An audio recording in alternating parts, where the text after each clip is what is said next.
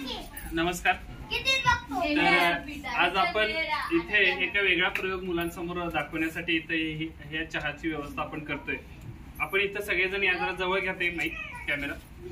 हे जे आहे हे रॉकेट चूल आहे।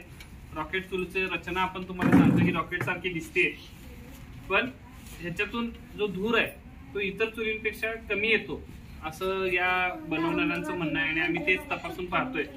थोडंसं जळण जास्त झालंय, त्याच्यासाठी अशा पद्धतीच्या काटक्या वापराव्या लागतात। तर ही काटकी आपण इथं दिसते, म्हणजे ज्या गाडीचा कट दिशी आवाज येतो ती काटकी, तर इथं आपल्याला ही काटकी दिसते। आणि इथं आपण आता सध्या तिच्या खालच्या बाजूला एक जाळी आहे आणि आतल्या बाजूला आपण हे जळण टाकतोय आणि हे हा जो पाणी जे आहे ह्याच्यामधलं हे गरम होते। तर इथं आम्ही आमच्या सगळ्या विद्यार्थ्यांसाठी आज आम्ही चहा बनवायची रेसिपी या ठिकाणी करतोय आणि छोट्या छोट्या काट्या आहेत लागल्या, त्या आमच्या आशाताई मुख्य आचार्य आहेत आणि त्या हे सगळं त्याचं इन्ग्रेडियंट टाकलेत।